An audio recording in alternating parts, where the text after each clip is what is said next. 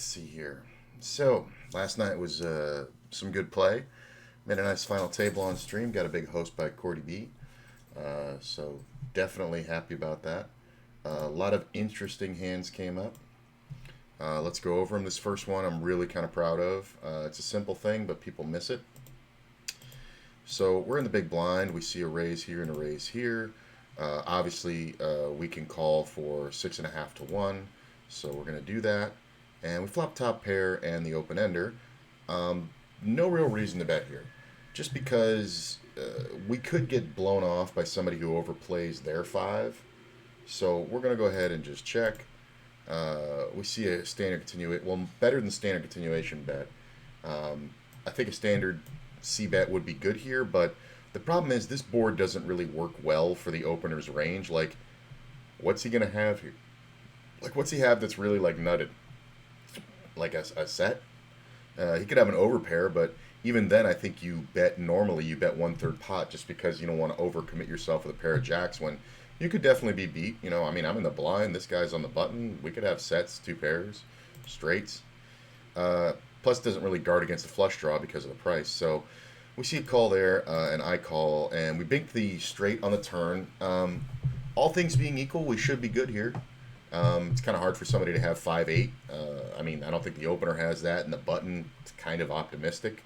We're early in the tournament, but at the same time, I feel like I'm the only one who has a 5. So I'm just going to check and go ahead and let them bet. This player does bet, and he bets quite large. And my feeling here was, and I think I said it at the time, is that this is never much but a straight, right? So what do I do here? When I can't win the pot outright, what's the best play? Like, because if I re-raise huge, is he going to fold a 5 here? I mean, there's a slim chance he could have 5-8, right? If he has a set, I mean, I'm probably not getting the money in anyway. So my feeling was is that it was best just to call and see if I got a interesting development on the river. River comes off, and it's a 6, which pairs the board, which is just about perfect, right? Because if it was a diamond, it kind of looks... a diamond's more likely to beat me. You know what I'm saying? Granted, I have the 5 of diamonds, so the ace-5 isn't out there. But somebody could have, like, the 8-9 of diamonds and decided to now try to take the pot away because he got checked to, you know what I'm saying, after the C-better gave up. So a diamond isn't great for me, but when the board pairs...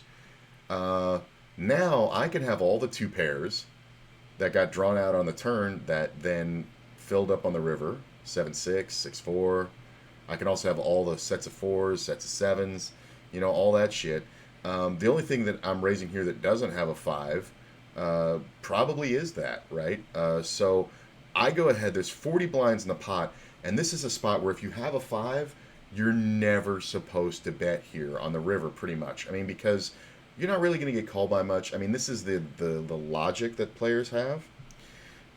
So this is probably going to go check, right? So I'm not going to get a chance to, like, check raise, make a fancy play.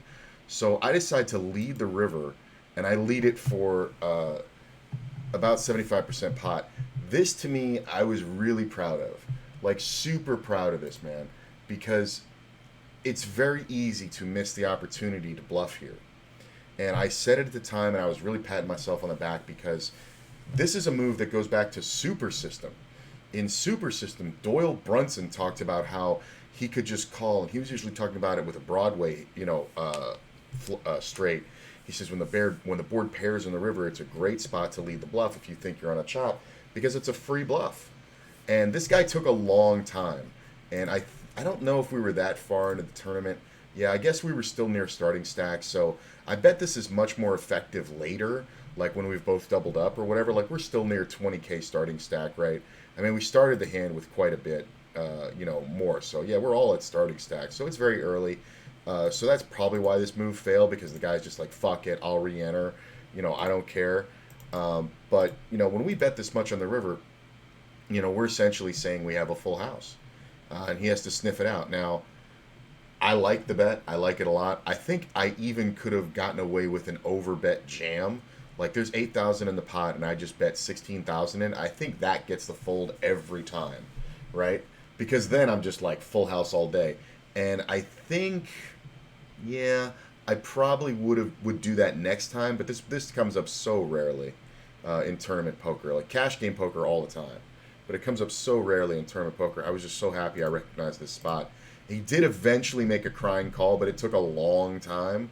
I think if the pot was a little bit bigger, like maybe he cost him down to 8,000, I think he would have folded, and he had two fives, which is even harder for him to call, because if he has like ace five or 5 6 or something like that, and there's still three fives in the deck, there's only two left, so it's even harder for him to call when he has pocket fives, right? I was just really happy that I took the opportunity to bluff it, and even though it doesn't make much, it's great to realize those spots because I think it works there about 70% of the time, maybe 60. All right, let's go on to Queen 10. We're still early in the tournaments. We see a raise. We do call. Player checks. We go ahead and check back. Make a queen on the turn. That's cool. Player bets large into this pot. I'm gonna go back to big blinds just to show you guys. He bets, right around 80% pot. This kind of smacks to me of like bullshit. Like a smaller bet means more here. The river comes off and he bets very big again. We go ahead and call, and he's just a busted draw. Like, I don't even understand this logic. It's like if you check the flop, why not just check the turn, right? You can draw out your gut shot, but he took a weird line, and there's no reason to raise the river, obviously. This is one of those, but he's just betting so big. This is that spot I talk about where people bet big when they're weak. And it's like, it's counterintuitive, right? It's because they're trying to say, I have more, so they bet bigger to try and scare you more. Poker doesn't work that way anymore, man. The size of your bet influences you very little versus the action in the hands. It's a decision tree, and the size of your bet only gives away information. So if you do the same thing every time, people won't be able to read it. If you do different things every time, they'll be able to figure you out. And this is such a common mistake that it was just an easy call. So you raise at a first 2.2. This is a very small raise at this point in the tournament. Like, let's look again. Like, we're still at starting stack, right? This guy's below starting stack. He's making a small raise. He's been playing a lot of pots. So I go ahead and just call it. I don't think there's a reason to 3-bet. Obviously, he could have a jam stack. It doesn't seem like a jam stack, but at the same time, we're still early in the tournament, so players like to jam and re-enter and all that kind of shit. So, you got to be aware of that, too. People will jam lighter when they can still re-enter, right? Flop comes off with a 5-ball. That's pretty good for us. We check, he checks. We do the standard check. Only because the king favors his range, and, we should be afraid of that, right? So if we bet here and he doesn't have a king, we're not going to get paid. Turns a 7. It's not the greatest card in the world because the small blind is there. This player checks, and we decide to go ahead and bet, and it's a very small bet in relation to the pot. It's only about a third, and this is trying to get something juiced. Now, if I was just trying to steal this in position, I would probably bet for, bigger, like make it look like a value bet. Like I would probably bet about 60% pot, maybe a little more. Yeah, probably about 2/3. But this play here, this is one of those bad bluff plays. Like, this is what bad bluffers do. They just take this little shot, flick a bet out there with nothing and no blockers and shit like that. Like something like Jack 10 and, even Jack 9, things like that. And they don't consider those things in the size of their bet. This is one where you have to bet like you're actually, you like your hand. So you have to bet like 2/3 pot. So we see the fold from the small blind. We get a call here. River comes off. It really shouldn't change much. Like, what's the hand that beats us here that raised pre-flop? Pocket 7s? Pocket kings? Okay. But, 6-3 isn't out there. 3-5, or, 3, ace-3 isn't really out there much. The ace-3 of hearts, I guess, can be there because we check the flop and the turn picks up a bunch of draws. So he checks, and we go ahead and bet, and this is that bad bluff size, again, that I was talking about. If I was really betting here for value to, like, try and get called, I'd probably bet right about 40% pot. I'd bet lower than this. I'd probably bet about 6.5, 6 blinds, somewhere in there. If I was trying to bluff it correctly, I would probably bet about 12 to 13 blinds, maybe more, probably 13 and a quarter blinds, something like that. But this bet is a bet that bad players make to bluff because they're like, well, if he doesn't have anything, he can't call. That's true, but they can have something. Like, under pairs to the king, over pairs to the rest of the board. Second pair can definitely call this bet with the table action. And that's kind of what I was going for. And as we can see, it worked out because he had pocket jacks. And we got him to pay us 2 streets of value for a pretty good amount with second pair and a king on board. And he played it super weak. So, I mean, we got 12 blinds out of him. That's pretty damn good. I mean, this pot got pretty bloated. 32 blinds. So I just like that one, and I like using the incorrect bet sizing to get called. That's what you got to do. I like to think of what did I do when this move didn't work. So when I was bluffing here and it didn't work, what did I do wrong? And I got called. Then I go, okay, now when I want it to look like I'm bluffing, that's what I'll bet. And I remember doing that from live play years ago before I learned how to bluff properly in those spots. I was not betting enough. And that was back in '05. And I remember keeping that move to look like I was bluffing. And every time I did it, and this would happen multiple times a session playing live, I would bet that bet. The player would hem and haw. They would think for a minute, and then they would do the, very Texan, I don't think you got nothing. And then they would call, and I would be like, nuts. And they would go, oh. And they go, wow, I really thought you were bluffing. It would happen all the time. So I realized bet sizing was a very important deal. So here we go. We have ace-queen in the small blind. We do see a raise, and we're just going to call it because it is an early position raise. This player behind had been kind of volatile, so we didn't want to give him a chance. I don't know how he folds here for this price. Flop comes off with a queen ball on it. That's great. So we just go ahead and check. There's really no reason to bet. Like, what are we going to get called by, right? Like, if we bet and we get called, we're probably not going to get another street of value. It might be a draw, true.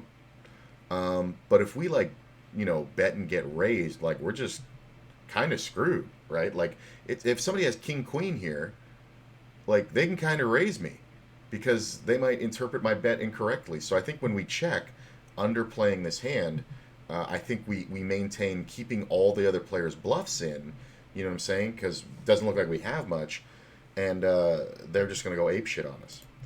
So he bets, and it's this bet that got it. It was a fast bet of half pot. I remember this hand. He just kind of auto-clicked it, and this is that bad bluff thing I'm talking about. When I do it, it's never on the flop. I'm not trying to get called on the flop in a bad, I'm looking like I'm bad bluffing. I'm doing it on the river. There's no reason to do it on the flop unless you just have, the world here. If you have, I don't know. I guess if you have queens or jacks, this is what you do. I'll have to experiment with that, but I don't even think it's effective. I think I would even bet less. So I'm going to go ahead and just call because I feel like I'm way ahead. Turn comes off and it's a 9. My man checks. There's a club on the river. It really shouldn't be good for him. It should be good for me. I check it again, only because I don't feel leading out gets me called by a hand I can beat. He then goes ahead and bets half pot again. Obviously, there's no reason to raise because what can I jam against? You know what I'm saying? That he's going to call for 24 blinds, which is the only bet left, by the way. There's 24 in the pot now with his bet and my bet, and he's got one pot bet behind. What's calling me here, right? Is he going to hero call me with ace-jack? I kind of doubt it, especially after the club comes off and there's straights on the board and all this shit. So we just call, and we see the guy had a total airball. And we induce that bluff. You know what I'm saying? And I'm sure he's on the other side of that going, how the fuck does this guy call me and not protect his hand? And how does he call me on the river when the flush comes out? Well, dude, you didn't represent the club flush. You know what I'm saying? If you had that, you would have bet differently on the flop. You would have bet the turn, and then you would have had the spot to jam the river. You didn't have that. All you had was bad bluff spots. So this was a player who was more inexperienced and used that bad bluffing size. It's a good example of why that bluffing size gets called. It just doesn't make sense to fold to it. So if you're going to bluff, don't use half pot, especially exactly half pot. People are really suspicious of that. If you just click the half pot button. Pocket nines out of the small. 4, 10, 10. This one's a weird hand. Player bets 230. That's a standard C bet. We're going to go ahead and call. 11 and a half, and I had a weird feeling on this player. I mean, he was raising out of first, and I didn't feel the need to three bet, he was raising out of first. I didn't feel the need to three bet. He was a very solid player. I give him credit straight up, but I just wanted to see him bet again. A lot of times these players will give up. I check, and now he bets like 7.5. This is actually a good bet, but here's the thing. At the time, I didn't know. I didn't know at the time if this was him setting up a three-barrel bluff, because that's pretty much the right size, right? Standard C-bet, little, 2/3 pot on the turn, and then on the river there'd be what, 15, 26, 36, or there'd be 15 from us, so there'd be 26, almost 27 blinds in the pot. So then I would have to check, and he's gonna bet 24, 23 blinds, something like that. So I know that going into this, right? So he's setting that up. So the hands that do that are three-barrel bluffs and overpairs. Overpairs like jacks. Jacks is reasonable. You know what I'm saying? If I have a 10, most players, about 80%, are going to go for the raise right here because they're going to freak out about there being spades out there. So at the time, I really didn't know, and I said I don't know. And I said, and I was thinking, when I don't know, my feeling is bad players, when they don't know, they call. When I don't know, I fold. So I just went ahead and gave it up. And a lot of people looked at this and said it was kind of tight. And it is, but I really didn't have an idea. And I know that on the river, this player's going to make that bet. I know I'm going to face 24 blinds. And plus, I still have to fade. Like, there's a lot of bad cards for me, right? Spades are bad for me. Any paint card or higher is bad for me. The only really good card for me is a 10, and even then, I could still get fucked. Like, the only really good card that wins me the pot, I'm sure, is a 9. There's only 2 of those left. So I think this is a good example of when you don't know, just give up. And when we started the hand with 70 blinds, and, we got out for 68. So, whatever, man. We saw a flop, lost 2 blinds, and give it up. There's no reason to fight for this when we're unsure. I think it's fine. You don't have to be right all the time. You can just win the tournament. Nobody gets it right all the way to winning a tournament. Everybody gets lucky and shit. Aces, baby. So we see a raise out of first. It's a big open because there's no small blind. There's only the big blind, and the player has 22 blinds and a half to start. So we go ahead and make a raise. It's a smaller raise than I would normally do, but his open was bigger, so I felt like he was stronger. Plus, I wanted it to be something where if somebody else called here, the betting could be reopened by him 4-betting. Like, let's say I do this, and he 4-bets to, I don't know. I guess he doesn't have enough chips left to do it, right? Because if he makes it 12, he's only got 10 left. But then I could call that, and maybe somebody fucks around. But I think it's fine. Because a couple people call, he jams, for the 22, then we can get it in maybe 3 ways, and that's fine, I think, with aces. So he calls 5-4-4, and I said it at the time is that he opened large, I think, because he wanted to race it, meaning usually he has a pair or ace king, and he's going to tell me right now if he has. I think ace king just gets it in, but he might want to see a safe flop with a pair, so he checks. I bet. Kind of above my standard here. I think my standard would be like 5.5. You know what I'm saying? Somewhere right around a third pot. I went a little bit bigger because I wanted it to be bigger than the bet. I wanted it to be a little bit bigger based on the 3-bet pre-flop. So I did that. He went ahead and shipped it, and he took a long time to ship this. So I thought I almost lost him, but then he shipped it in, and I called, and sure enough, we see that he did have pocket 8s. And I don't know if he races that off the bat, because, we 3-bet. Like, if we just open rip the, for his stack, the 23 blinds after he made it 3 in first with no small blind, I don't know if he calls pocket 8s. Like, he almost didn't call on this, he almost didn't get it in on the flop.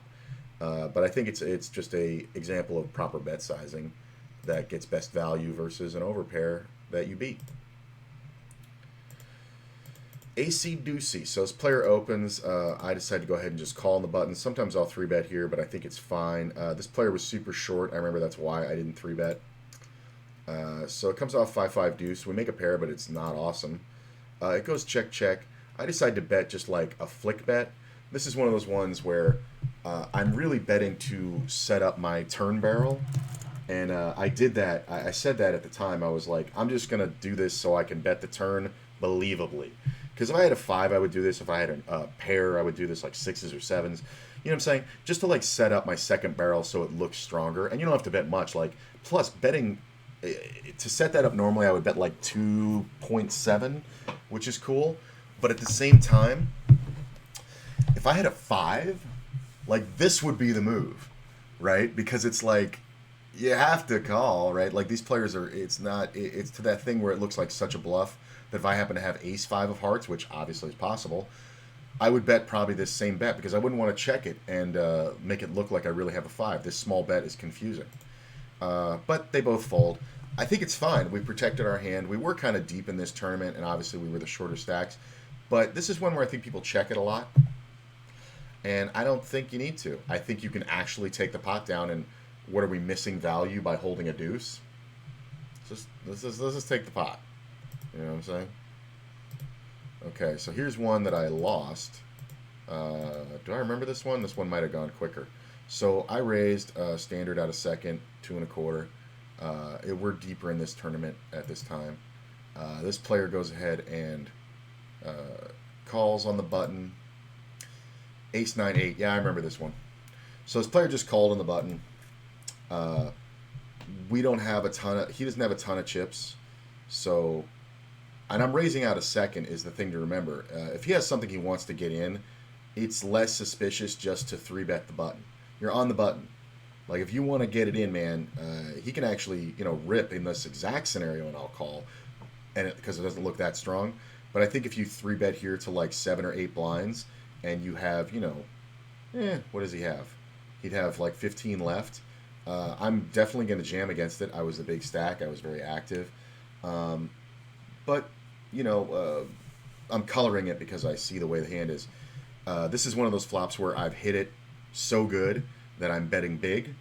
I'm betting about 2/3 pot because I want the scenario where he called me with ace queen to go broke. And I think a guy with 20 blinds here with ace queen at this buy-in level goes broke a lot. Because I think they know that if they call here, they're going to have to just get it in on the turn. But he does call. The turn comes off, and I'm like, well, he's got a less than 1-to-1 stack-to-pot ratio. So we go ahead and just jam it, and he calls. And obviously, that was unlucky for us. So, but here's the thing. And this is the point to make. If he calls with ace 8 suited on the button with that short stack, that's with that vulnerable stack, right?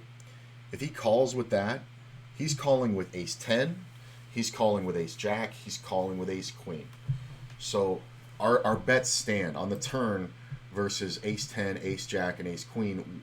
They're never folding. So I don't like his play at all. I think on 20 big blinds, you see a raise out of second.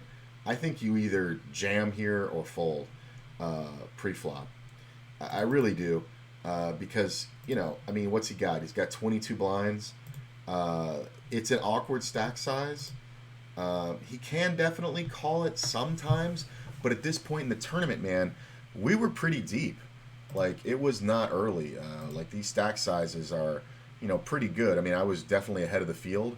But we were deep. I was like 10th in the tournament, and the chip leader's right here. I think that might have gotten to him. He sometimes when players see all the chips, like next to somebody, they're like, I only have, double starting stack, but they're on the average, you know what I'm saying? Like we were near the end of late reg in this. So I think it was just way too much risk for him to take to do that. I definitely think a 3-bet would have been the move. That being said, he got the double out of me because this is just a cooler though. You can't even feel bad about it. My theory is sound here because ace 10, ace jack, he's calling with every suited ace. I'm going to get the bet on the flop, and then jamming the turn is a way to get paid off by those hands. Because it just looks like such bullshit, right? To a player who's, keeping his fingers crossed. So let's see here. Ace Jack suited. We do go ahead and raise out a second, which I think is fine. Small blind calls, interesting. When I'm in the small blind, I don't really like calling much. I get it. I'm only on 24.5 blinds behind. So if he three bets and I jam, or if he three bets, he's very likely to get jammed on since I'm raising out a second. So I get that call. He could have a pair. That's cool. But he's got a lot of chips, man. I feel like there shouldn't be too many call spots. I feel like if I have pocket nines here, I'm going to three bet and take the race because it's going to be a race quite a bit, especially at that starting stack depth. He flops him up, comes off 9-9-7. He checks. This is one I don't feel like I have to bet. I think the ace high stands up quite enough on its own. So we just check. 8 comes on the turn. We pick up a gutty. Now he bets, and remember what I said about those half pot bets as being bad bluffs? They are. So he bets, and it was almost automatic. So of course we call the half pot bet. The river comes off a king, and this is an important moment. That king is good for my range, right?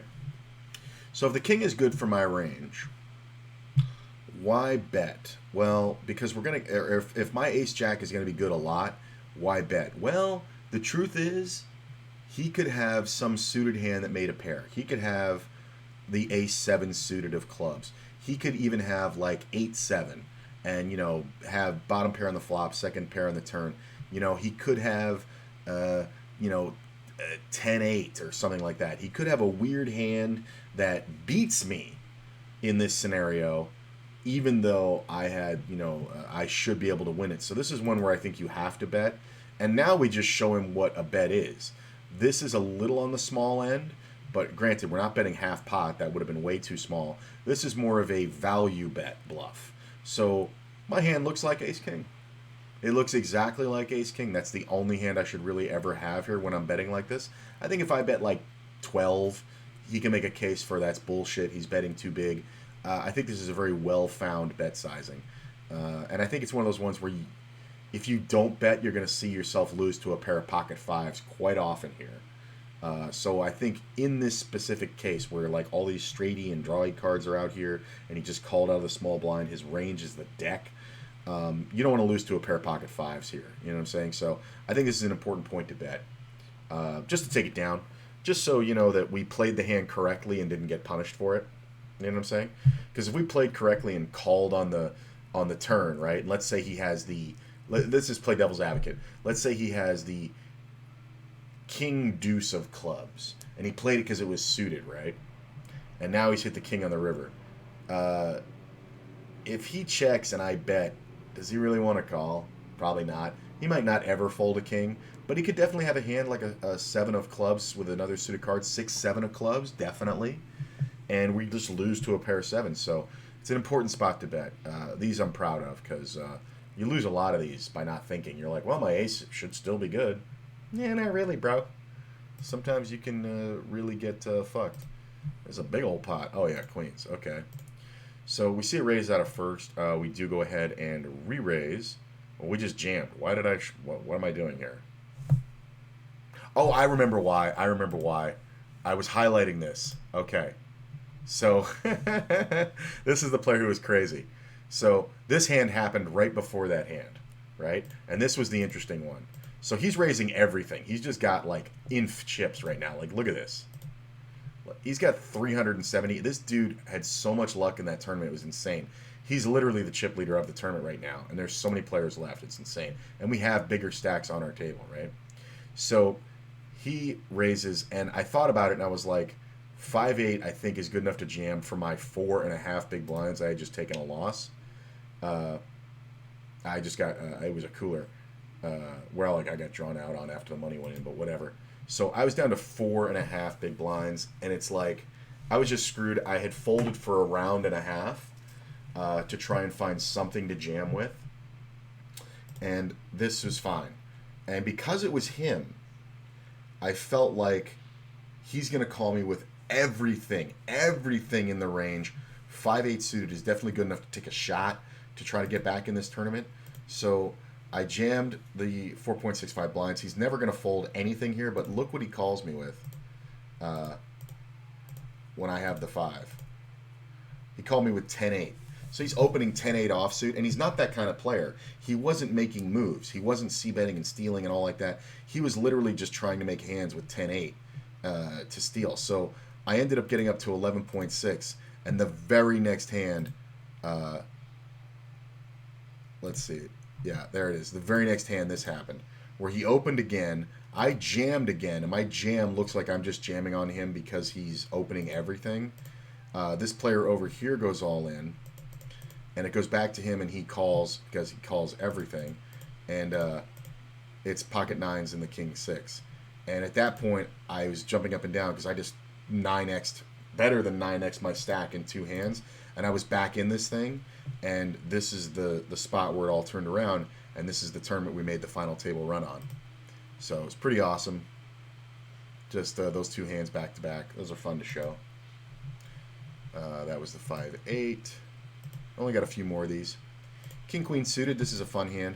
Raise it out of first. It's rough, but King Queen suited is very powerful, and because of our position next to this guy, I think it's even better to raise with. Obviously, if one of these stacks 9s or 10 jams, it's going to be hard for us. 9 or 10 big blinds, but I think it's fine. They all fold. We do get a call from the cutoff. Again, I don't agree with this. Like, why are you not jamming in that position? We get a call from the small blind, and of course, Captain Crazy over here calls in the big blind. Flop comes off 3-4-10, backdoor spade draw, and straight draw. There's no real reason to check. I think our king stands up quite a bit, but it is a multi-way pot, so we just check. This player bets 2.24 big blinds. This is my move of betting super small, just to like say if nobody has anything, I have it. But the problem is the board's not paired. I would do it on a paired board, mostly because it's like people are just afraid that you're so nutted on that hand. Like I could still call him with overcards, hit one and be good, right? He could have like Jack 10, right? He could also have flush draw, although I think people bet bigger with flush draws. So I do call it for the backdoor equity, and I pick up the open ender, which is cool. An overcard comes off, an overcard that could definitely help his range more than my range. But let's see what happens. He goes ahead and checks. I make the straight on the river, and I felt like if he was bluffing, he may bluff again. So I don't really think there's a reason for me to bet. Obviously, I was the opener. I could have called him with any two overcards, any ace or something like that. So I go ahead and just checked it. Unfortunately, he checked it back. I think if it wasn't a diamond, I might have gotten a bet out of him. But, nah, you know what? Probably not. Because he just had a little pair. And his bet's not wrong. His instinct to bet is not wrong with fives. Because it gets checked to him after I opened, and it's just the blinds left. Like, if they have a random 10, they'll call, but other than that, nothing. And I shouldn't have much of this board. I mean, I can have ace-king a lot. I can have any two big cards a lot. So on this flop, I think if he just bets, like, if he bets, like, honestly, I think if I have the fives, I'm going to make this move. I'm betting for value. I'm just going to bet it like I 3-bet it pre-flop. So I'm probably going to bet like 6 blinds or, yeah, like 6.5. No, 575. I think 575 is enough.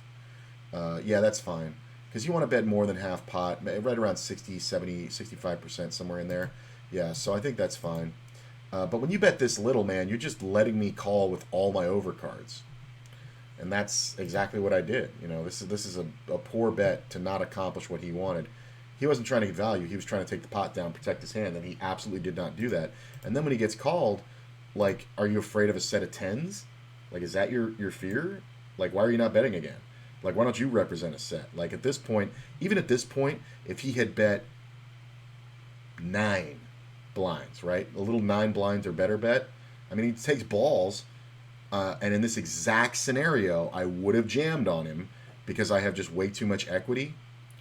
But you know what? I just didn't feel like he had much to do it, and he didn't have the balls to do it. So, but normally that would work. If he bets like 9 there, then his hand just looks like ace 10 or, you know, on the turn. It looks like jack 10, ace 10, maybe a set of 10s, maybe a set of 3s that doesn't want a flush card or a straight card to come off. So you just bet your hand like you have the monster. And but no, he checked it, and I got there. Lost this one. What's this one? 2.5 on the button. We see just a call in the big blind. Oh, I remember this one. This is an interesting one, and I think it's well played. Player checks. Of course, we're going to go ahead and bet. Standard c-bet. He does call. That's fine. Turn comes off. My hand's not the greatest. You can see by the percentages I'm going to be good here a good chunk of the time. But the player only has 14 blinds left. So I think if I bet anything, he can jam, and I kind of have to call it, right? Like if I bet 6 or 7 blinds here and he jams for less than that, I kind of have to call it, like, because he could have anything random. You know what I'm saying? He could even have 3-5, pull that move, and try to look strong. If I don't have a king, I can't call. So I decided to check the turn for pot control. And on the river, he leads out for a reasonable value bet. This is one where it's a value bet, so it's not a bluff. Like, if he bet bigger, I would have snap called it. Like, if he bet, like, 80% pot, I would have snap called it. If he bet super small, I would have snap called it, obviously, because he's blocker betting. This is a straight value bet. And the question is, does my value beat his value? And it's kind of close. Like, King 10 is kind of the bottom of that calling range, obviously. But because he's in the blind, and because I only c-bet the flop, right, and check the turn, I think any king feels good to him. So he can have just a random king, like a suited King 7 or something that I can beat. He can also have 9s. He can have Ace 9. You know what I'm saying? Ace 9, I think, definitely can play for value here on the river because you don't want it to get checked through. Believe it or not, sometimes you're going to see players with pocket 10s here. Pocket 10s, pocket jacks. You would think they would get it in pre-flop, but sometimes they want to figure it out and not race, and then now he's convinced I don't have a king, right, because I bet the flop check turn, and he's going for value on the river. That being said, there's no reason to raise, so I like the call here, and it is one where we just got pipped. Like, it was so close, right? It was literally the minimum hand that could beat me. But I definitely think, we're going to be good a majority of the time, as you can see, according to Poker Tracker, 86%. But I like the way that we controlled it and we didn't go broke or lose the max to this guy, because it would have been very easy to, right? But the question is board composition. So when we bet the flop and he calls, like, he's kind of just calling us with hands that we can beat. He's kind of just got a 9, right? Like 9-10 or something. So I think betting the turn isn't good because now his stack is so vulnerable. What are we going to do? Bet 6? And he's going to draw to a second pair with a 9? Not really. So I think checking the turn also keeps all of the 9s in that we beat.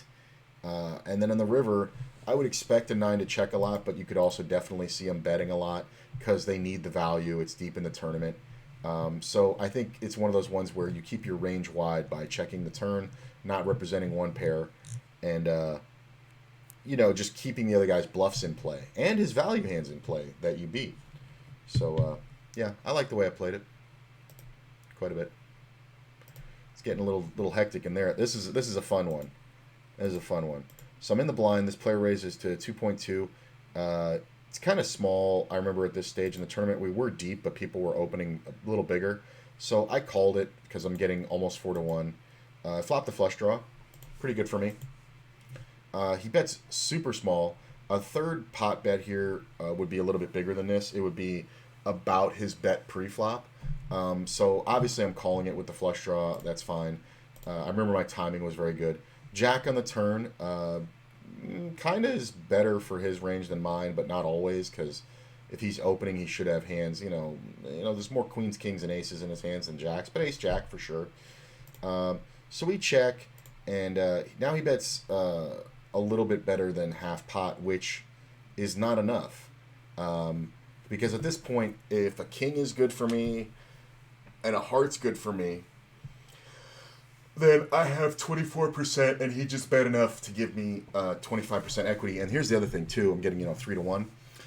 Here's the other thing, too. If I make the heart flush, I'm going to win it a lot. I think, or I'm not going to win it a lot. I'm going to win, but if I make the heart flush, I'm going to get paid quite a bit. So the value of this, the expected value of this hand is much higher than a lot of other flushes you play.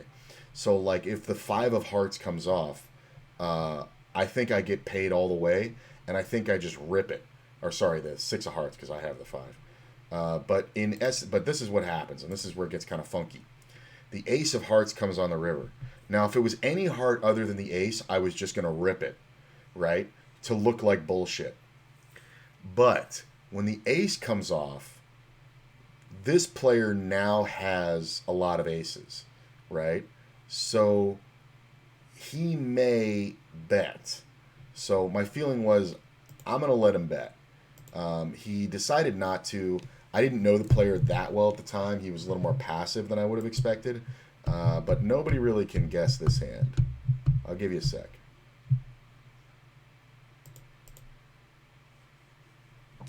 Those bets were way too small. Like, he tried to walk the dog and get a totally safe board. I've seen a lot of players do this lately. There was a hand, I said it last night, there was a hand last week that some very famous player, like some top echelon player, played kings the very same way, where he walked it down the river betting these small bets, and then went for this big bet on the river. And it worked because it didn't make any sense. But it was also super stupid, because by the river, he was kind of flying blind, and it was a very specific situation where he knew the player he was playing against very well, and he knew that this would get paid. But now I've seen amateurs doing this, very bad players doing this because they saw this cool move that was highlighted on, Instagram poker and Facebook and shit like that. And I wish I remembered who it was, but so I've been seeing this for the past couple days. People have been integrating this. That always happens when you see like a big fancy hand. People, that gets out in social media. This is why I follow those bullshit poker, accounts that post poker memes and hands and shit.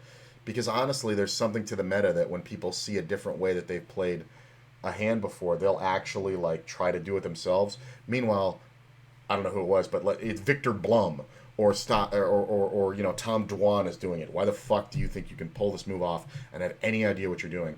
And plus, those guys would have bombed this river. Victor Blum would have bombed this river just to get me off an ace. So I don't like the way he plays it at all. I'm hilarious. I honestly, if it was any heart other than ace, I'm just gonna rip and he's gonna snap call. I think it was just because it was the ace. I think it saved him. I don't think he was really thinking I had a flush. All right, last hand in the review, 10 jack. We see a raise out of first. We see a call over here. I'm going to go ahead and call just because I have good pot odds. And this is an interesting scenario that came up yesterday. So we have a gut shot. We're going to check. We see a check around, or we see, a bet to Shappy bets 3 big blinds. This is kind of big. The bet here I guess it's okay. It's just weird that it's an even 3 big blinds. The chips weren't, we were kind of further in the tournament, so he bet exactly 30,000, right? What are the blinds here? Well, let's find out what the blinds are. I remember it was weird. So it's 10 and 20,000, and he bet exactly 30,000, right? So the blinds are 5 and 10,000, sorry. So he bet exactly 30,000. 3 big blinds. I don't like it. I think if you're going to go by pot percentage, you don't want to bet evenly, so somebody clicking the blind button, people kind of tend to do that when they have a thought in mind and they're not responding to the board, so a preconceived notion. So he bets 30,000. We go ahead and float it with the gut shot and the 2 overs, and the turn comes off, and it doesn't help us, but it doesn't help him. So we check, and he should be betting here, but of course he gives up. And the river, a 7 comes off. We can very easily have a 9. We can even have a 7. I don't think he ever has a pair. I think if he has a pair, he continues betting on the turn, obviously. And so we just went for the old value bet bluff, where we bet a little bit less than half pot. This is not the half pot bet that we were talking about, right? This is a little less. This is like 40% pot. And I like it. I like it a lot because it just looks like a 9. It looks like, hey, man, I got a 9. If you can raise this, you can beat a 9. So it's strong. But I'm very low in chips, you can see. So if he jams, I'm calling with a 9, right? It's kind of a bigger bet than it looks like. The only real reason to bet this small to pull off the bluff is for a situation where he has pocket 10s or better, which I think is very rare here. I think he would have kept betting, but it does happen so that we still end up with 15 big blinds. And we get to leverage our whole stack, because if he jams here, is a 9 ever supposed to fold? I really don't think so. Not the way the hand was played. I think he's never going to have jacks, 10s, kings, queens, aces. I just don't think it's common. And I think 10s, honestly, I think 10s and jacks, or 10s might just call. But obviously we expect to get called by a 9. Didn't happen. So it's a good example of floating, seeing a bet that doesn't make sense on the flop, floating it, and then using our positional disadvantage to our advantage. So I like it. And the tournament went well. Last night we got hosted by Cordy B. That was awesome when we were down to I think we were down to 2 tables at that point or something, maybe 3. And so we got a lot of hype in there. Ended up coming in 5th in the tournament. The VOD's up. And sorry, I got a message. The VOD's up from yesterday. Yeah, it was a really good effort. It was really well done. And in the end, it just came down to, I showed up at the final table very short in chips. I think I was actually 9th or 8th.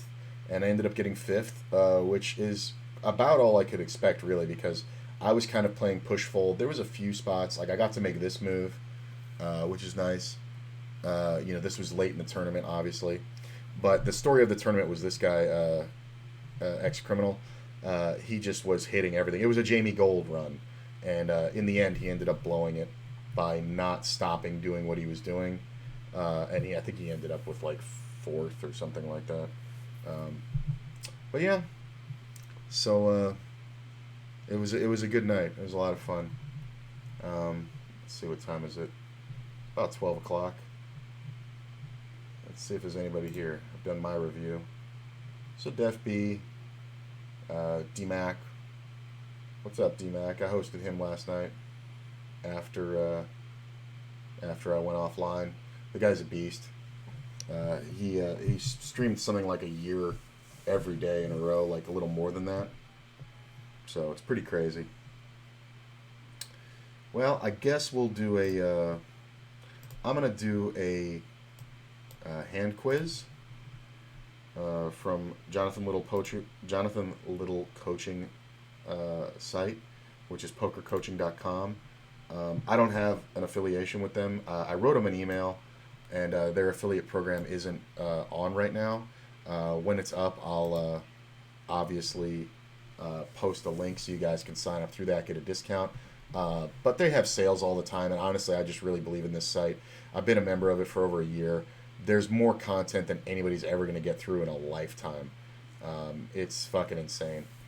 Let's see here. Here's a 1-2 hand. This is fun. Who is this player? I don't recognize the little caption there, or the little picture there. So yeah, let's see. This is a 1-2. Playing at 200, Coach no Brad. limit, and the title of this quiz is Fish Sandwich. If you are unaware, sandwich is short for sandwich. This is kind of like a reverse Filet-O-Fish type of situation here, where the fish are in the outside and you are the bun in the middle. So under the gun folds, middle position folds, cutoff folds, and now we have a tightish fish, which by tightish I mean that they're not taking a ton of aggressive actions. They are playing a lot of hands. They open the button to $6, and now the action is on you. Should you call? Should you fold? Should you 3-bet to $20? So tight but not aggressive. In that scenario, I like a 3-bet, especially out of the small blind. I mean, the small blind is everybody's worst position because it's just the nature of the game. Plus, we don't want to let the big blind in. He's a loose fish. So if we raise and he calls, we actually like that money. So I like the 3-bet. Okay, for those of you who clicked call because of the title of this quiz, that was a clever move. And for that clever move, you earned yourself 5 points. Folders, you earned yourself 0 points. We can really never fold here. This is not a viable option by any stretch of the imagination. Calling has some value because we also invite the loose fish into the pot. But I believe our hand plays best when we just start by 3-betting to $20 here in the small blind. This allows us to get heads up versus the tightish fish, who's likely to play fairly straightforward. So that is the preferred strategy. And like all plans, loose fish go ahead and foil the best of them by just cold calling here. And now that brings in the button. And we see this flop of king of spades, 9 of hearts, 9 of diamonds. And now choose your own adventure. Do we check? There's $60 in the pot, and the button has $80. So the button has a little bit over one pot size bet remaining. Do we check? Do we bet $20, so 1/3 of the pot, or do we bet $30, which would be half pot? Let me know by Okay. clicking a button. Well, I'm kind of throwing away betting half pot right away because I really don't like doing that much ever. Except when I'm trying to get called. This is a little sticky. The tightish fish, we kind of want his money, but he doesn't take too many aggressive actions. I think the loose fish will always bluff. So I'm leaning towards checking. Loose fish has same stack as us. You know what though? I think I like a bet here. I think we can c-bet range. I think c-bets are widely known enough that everybody knows you're going to c-bet the flop. I think the only flop I wouldn't bet here is probably queens, aces, and kings. Jacks, I guess, too. The queens and jacks, obviously, because we're trying to see if we're good. And I don't like to throw money in to figure that out. I can figure it out by the player's bets and timing. And the kings and aces because we're just crushing so much. And obviously a 9, but there's not a lot of 9s I'm raising. Maybe ace 9 of clubs or spades. Suited ace 9s, that's fine. I would have raised pocket 9s, I think, but then we have quads. So I'm going to go ahead and bet range for a third the pot. Seems right. I really hope that the button you chose to click was to check, because that is what will net you 10 points here. 0 points for betting 1/3, 0 points for betting 1/2. We want to target the button here for the most part to shove. See, but here's the thing. The button's a tightish fish. I mean, this player was described as a non-aggressive action-taking tight player. So what are they jamming here that I can beat? Like, I know it's, he's got like he's got like 80 and there's like 60 in the pot, but what the fuck is he jamming here that I beat? Like, a tight fish will just call you with ace king after you 3-bet on the button. Am I missing something? Like, I guess I'm missing the point here, but I feel like this is one of those hand quizzes that is so specific to the situation that it doesn't make for a good quiz. I think my bet is sound because we're going to bet because it looks less fishy. It looks like we have, more of the board if we check after 3-betting than if we bet our entire range. I mean, I get it, and I play in 1-2 games in Las Vegas with fucking tourists who, are from Missouri and play live poker, weekly with their local jackasses, but even they would know that if I checked, I could have pocket kings here and, just be looking to get the money in. So I don't agree. I don't agree playing 1-2 here. I think this is a specific situation, and I don't like studying situations that are too specific. I like studying situations that come up a lot. This situation's not going to come up a lot, but let's hear the logic. With a wide range, there's $60 in the pot. They have $80 in their stack. They're incentivized versus 2 checks to shove here. That's what we're targeting, a light shoving range. But he's a tight fish. You said he takes no aggressive actions. You didn't say tight aggressive fish. You said tight fish, and then you clarified and said he raises a lot with hands, but takes no aggressive actions. So he's not going to jam bluff. So if he jams, I got to feel like I'm beat. Range. I mean, I'm not going to So fold. we go ahead and check. And by the way, this big blind flat from the loose fish, we don't exactly know what that means. Other than this fish just wants to play this hand specifically. It's really hard to make assumptions here. The loose fish goes ahead and bets 1/3 the size of the pot. The tight fish folds, so this big... See, you're talking about a hand where you just had a dream scenario and you're going to end up looking like a hero. I don't think this one belongs on the site. I don't agree. Because obviously the loose fish is going to bet. But again, the tight fish just folds. Like... When he has us beat, he's going to jam. When he doesn't, he's going to check that flop if he's checked to. Blind foiled our plans once again. And now, again, what should you do? Should you fold? Should you call? Or should you raise the loose fish to $45? Choose wisely. Okay, well he's a loose fish, and he's really downgrading this player's play. So he's basically just calling this player stupid. Even stupid players don't throw money away. So I think the only move is to call. But I'll bet you he's going to say that the move is to raise to 45. But I'm going to play it the way I would play it. If I'm now playing the king to trap, a loose fish because this player's out, that's a viable play. I 3-bet pre-flop. I hit one of the best flops for me. I can check it and play my one pair like it's top set. You know what I'm saying? I can do that. Also, like he said, we have no clue on this guy's range because he's so loose. So it's a call, man. In the real world, this is a call. In this very specific situation that he's talking about, this 1%, this is a call. I hope you chose wisely by clicking the call button. That will net you 10 points. Folding is going to give you 0 points, and if I could give you negative points for folding, I would. The software doesn't allow me to do that, but you would get negative at least 1,242 points if you folded here ever, and raising here also gets you 0 points.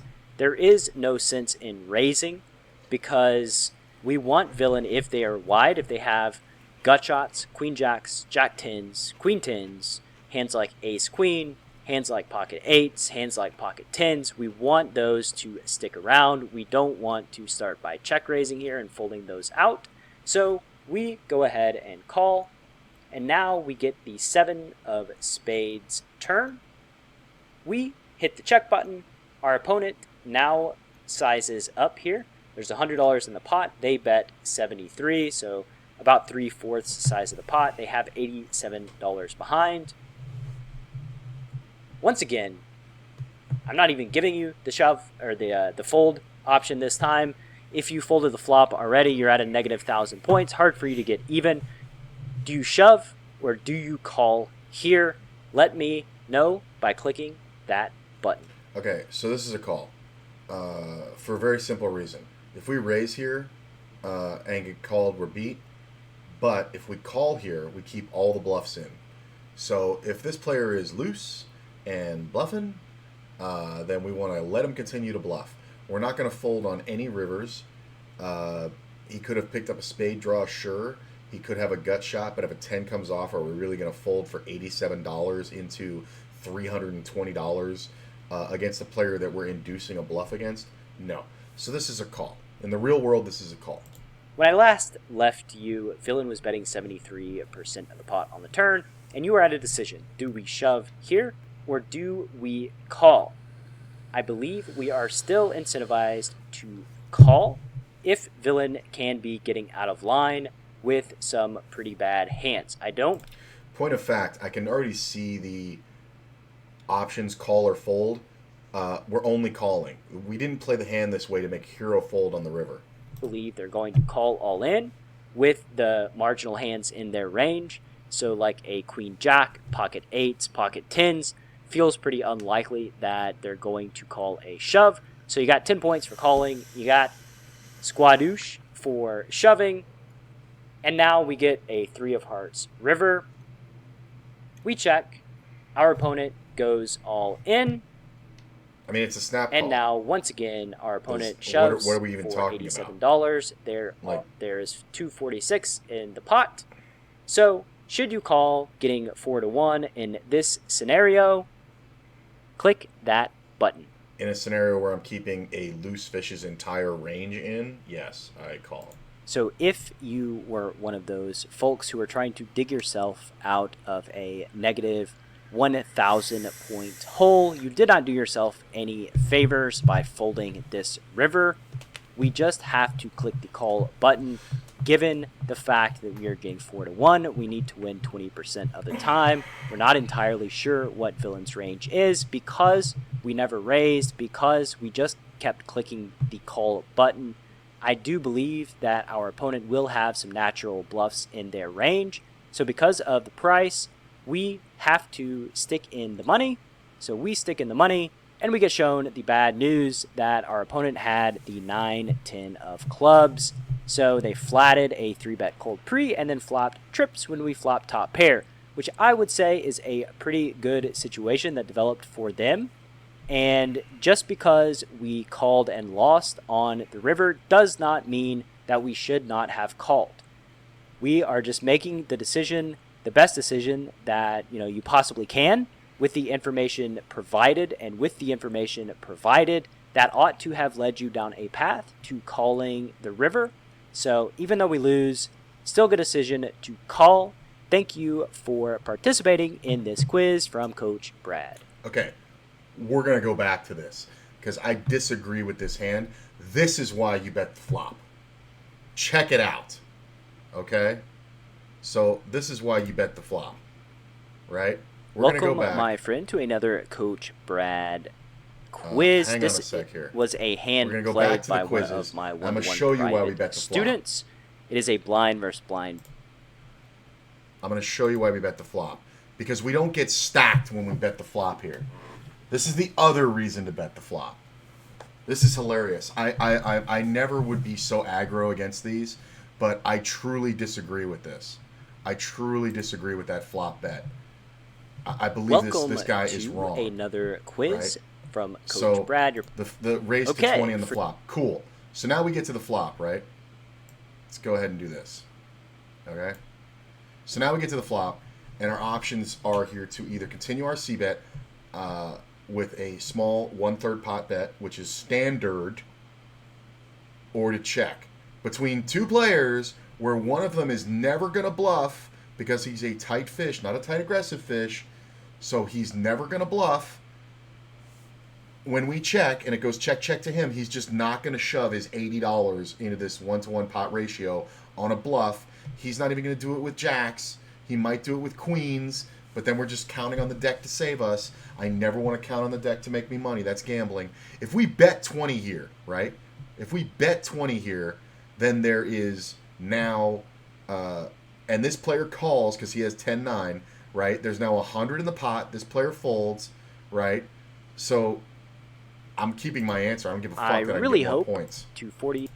So we bet 20 on that flop. There's 100 here, right? The turn comes off. There's 100 in the pot. Now we check. We check for pot control. Because what is he calling us with?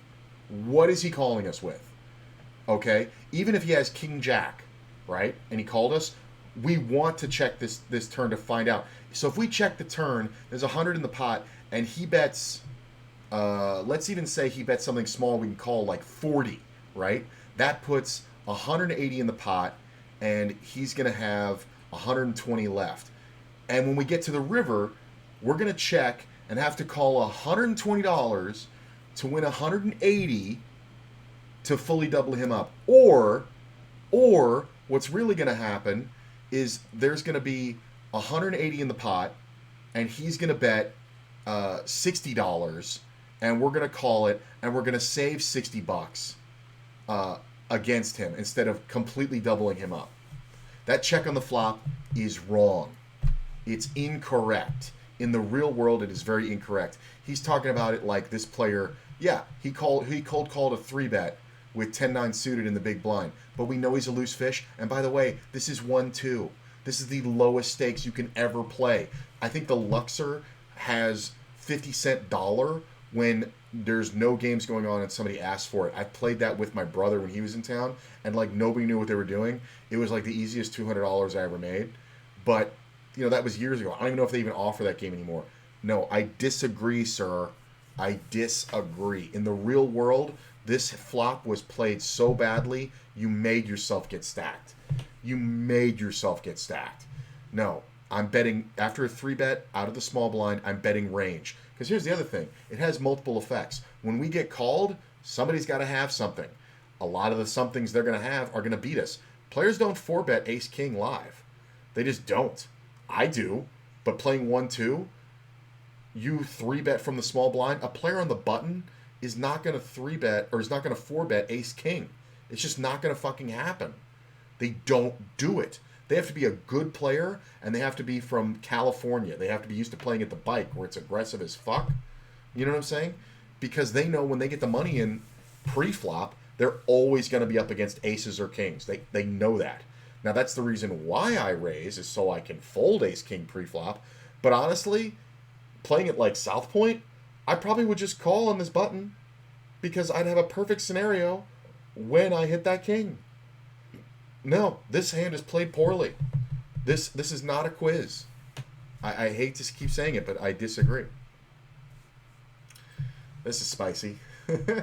I love everything else I've seen on this coaching site. I really do. I think this hand is way too specific. It shouldn't have been used in the first place. And I think it was played poorly and justified. I don't like it. I think this is the one problem I have. And out of literally the 10,000 other pieces of information, I mean, they have these hand quizzes. There's over 1,000 of these. There's the courses. There's like 30 of those that are amazing. There's the classes, the challenges, the homework, the play and explain, the hand history reviews of specific tournaments. The tools where you can use, range definers and, push fold charts and stuff like that. You can actually put in what you have and how many blinds, stuff like that from the inner circle, Jonathan Little stuff that's going on, community help, all that stuff.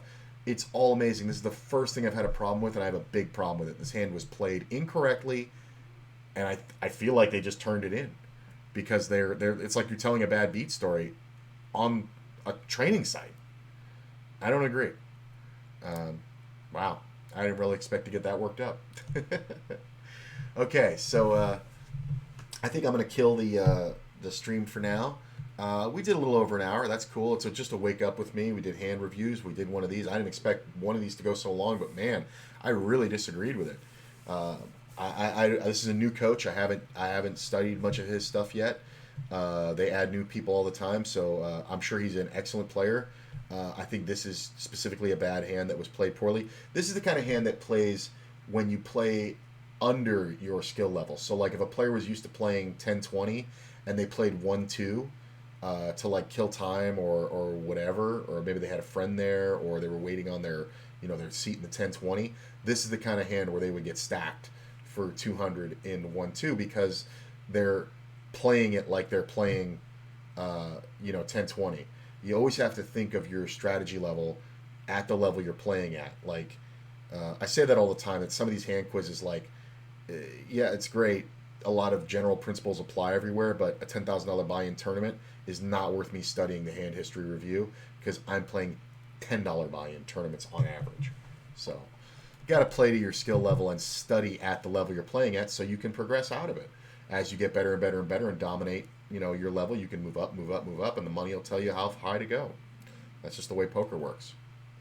So I'll see you guys later today. I'm probably going to play some cash. I do have to do a lot of errands today. I'm hoping to come back to play MTT, but I don't know if that's going to happen today. If not, we'll play some cash. We'll play some, jackpots, the little gambly 3-man sit and goes. We'll play some blast, maybe on WSOP. And we'll just see how it goes. And it's a lot of fun, and I hope you guys enjoyed this. The YouTube is up. It's just Qui-Gon Broke on YouTube. The Twitter, !Twitter. I'll put in a command for the YouTube too, so you have a straight link to it. But follow all that stuff. 11:30 a.m. Pacific Standard Time. That's Vegas time. We're gonna do these wake up with me's where we review hands, go over hand quizzes, and there's no delay, so you guys can just talk to me. But I'll see you soon, and have a great day.